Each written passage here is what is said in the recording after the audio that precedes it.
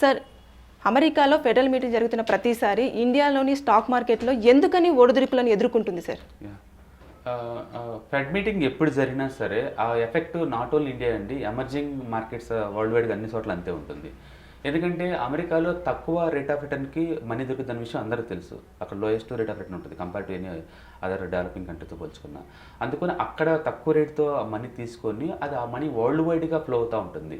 దాన్ని మనం లిక్విడిటీ అంటాం. తక్కువ రేటుకి వడ్డీ దొరకటాన్ని లిక్విడిటీ అంటాం. లిక్విడిటీ ఎక్కువ అయ్యే కొద్దీ స్టాక్ మార్కెట్లో స్పెక్యులేషన్ స్టార్ట్ అవుద్ది. అందుకని మనం ఎక్కువసార్లు క్వాలిటీ ఉంది కాబట్టి కంపెనీలు మూవ్ అవుతాయి అనుకుంటాం, కానీ అది ఒక రీజన్ అండి. అదర్ రీజన్స్ ఏంటంటే లిక్విడిటీ ఎక్కువ ఉంటాం. లిక్విడిటీ అంటే మార్కెట్లో చలామణి ఎక్కువ డబ్బులు కానీ చలామణి అవుతున్నాయి అనుకోండి, తక్కువ వడ్డీకే డబ్బులు ఎక్కువ దొరుకుతున్నాయి అనుకోండి, బై డిఫాల్ట్ ఎక్కువ మంది కొంటూ ఉంటారు స్టాక్స్లో, అంతగా డిమాండ్ వస్తూ ఉంటుంది. అందుకని అమెరికాలో వడ్డీ రేట్లు తక్కువ ఉన్న ప్రతిసారి వరల్డ్ వైడ్గా బుల్ మార్కెట్లు వచ్చేస్తాయి. వరల్డ్ వైడ్గా బుల్ మార్కెట్స్ వస్తాయి. కానీ ఎప్పుడైతే అమెరికాలో ఫెడ్ మీటింగ్ అప్పుడు వడ్డీ రేట్లు పెంచుతున్నాం అనే సాంకేతికాలు కనుక ఇస్తే ఆటోమేటిక్గా ప్రపంచవ్యాప్తంగా భయం పట్టుకుంటుంది. ఎందుకు? తిరిగి వాళ్ళ డబ్బులకు ఇచ్చేయాలి కాబట్టి. ఇప్పుడు ప్రపంచవ్యాప్తంగా మెయిన్ భయం ఎక్కడి నుంచి వస్తుందంటే కరోనా నుంచి కాదండి, ఇన్ఫ్లేషన్ నుంచి. ప్రపంచవ్యాప్తంగా మీరు చూసారనుకోండి, ప్రతి కంట్రీలో కూడా ఇన్ఫ్లేషన్ పెరుగుతుంది. ఓకే, సో ఇన్ఫ్లేషన్ అంటే మనం ఎలా చెప్పుకోవచ్చు అంటే, ఫర్ ఎగ్జాంపుల్ ఒక స్టోరీ రూపంలో చెప్పుకుందాం అనుకోండి ఇన్ఫ్లేషన్ని. ఒక బాబు ఉంటాడు. ఓకే, అనగానగా ఒక ఊర్లో ఒక బాబు ఉన్నాడు. అతను రోజు కూరగాయలు ఫ్రూట్స్ తింటే బతున్నాడు అనగానే పక్క నుంచి ఒక వాయిస్ వస్తుంది, ఆగాగు, కేజీ టొమాటో 60 రూపాయలు, క్యారెట్ కేజీ 100 రూపాయలు, అండ్ ఫ్రూట్స్ యాపిల్ 200 రూపాయలు ఉంటే అది తక్కువ రేటా, ఆ అబ్బాయి పూరబ్బాయా, అక్కడ ఆల్టర్నేట్ చేయి ఉండొచ్చు అని ఒక వాయిస్ వచ్చింది. అంటే ఏంటంటే ఇప్పుడున్న పరిస్థితిలో మనం కూరగాయలు అండ్ ఫ్రూట్స్ కొనలేము.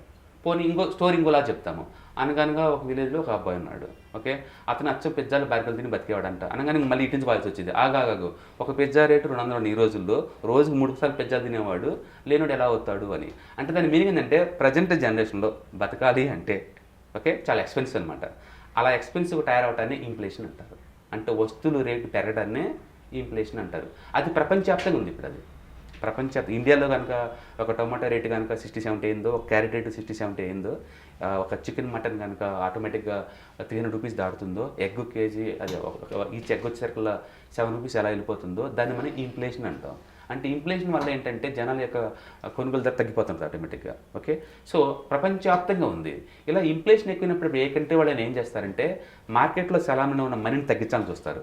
ఆ మనీని మొత్తం విత్డ్రాల్ చేయాలని చూస్తారు. అంటే లిక్విడిటీ కనుక తగ్గిస్తే, జనాల పర్చేసింగ్ పవర్ కనుక తగ్గిస్తే ఆటోమేటిక్ రేట్లు కంట్రోల్లోకి వస్తాయని వాళ్ళ ఉద్దేశం అనమాట. అందుకని వరల్డ్ వైడ్ సెంట్రల్ బ్యాంకులను ఏం చేస్తున్నాయి, ఇప్పుడు వడ్డీ రేట్లు పెంచుతున్నాయి. అంటే ఇప్పటి వరకు తక్కువ రేటుకే దొరికే మనీ కాస్త ఇక నుంచి వడ్డీ రేట్లు పెంచుతున్నారు కాబట్టి తిరిగి అటు వెళ్ళిపోతాయి.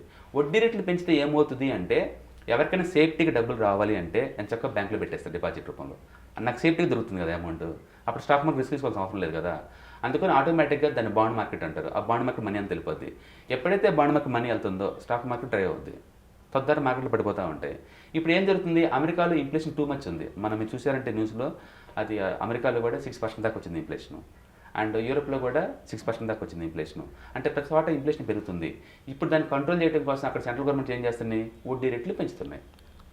మొన్న బ్యాంక్ ఆఫ్ లండన్ వాళ్ళు 0.25 బేసిస్ మీద పెంచారు ఆల్రెడీ. అండ్ అమెరికాలో కూడా ఫెడ్ మీటింగ్లో మార్చి నుంచి పెంచుతున్నారు వాళ్ళు కూడా.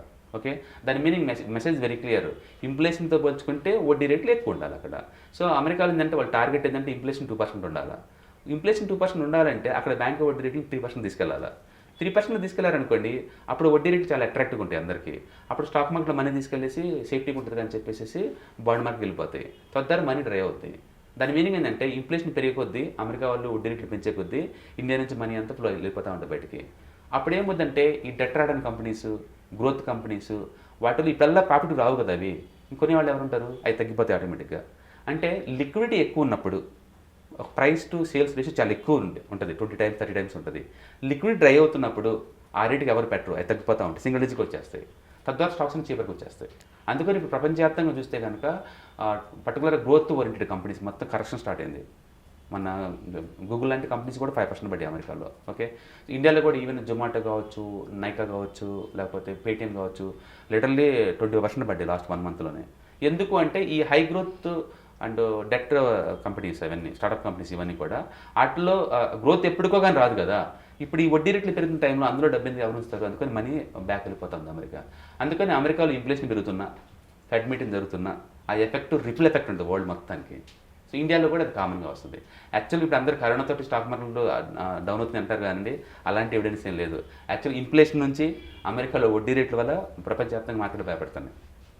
ఓకే, అందుకని ఫెడ్ మీటింగ్ నేను 10 సారి కూడా ఆ రిపుల్ ఎఫెక్ట్ ఇండియా మీద ఉంటుంది.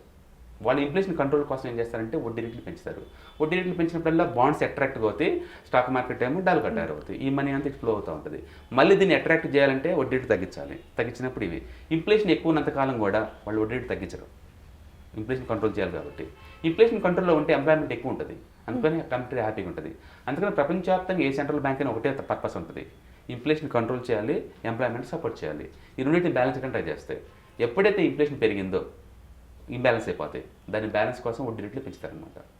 ఓకే, వడ్డీ రేట్లు పెంచితే అది స్టాక్ మార్కెట్ అట్రాక్ట్ కాదు, బ్యాడ్ న్యూస్ అనమాట. అందుకని ఫెడ్ మీటింగ్ అనగానే stock market oh my God అనేసి మళ్ళీ దంకలు చూస్తూ ఉంటారు. అట్లా వరల్డ్ వైడ్గా ఆ రిపుల్ ఎఫెక్ట్ ఉంటుంది. Thank you.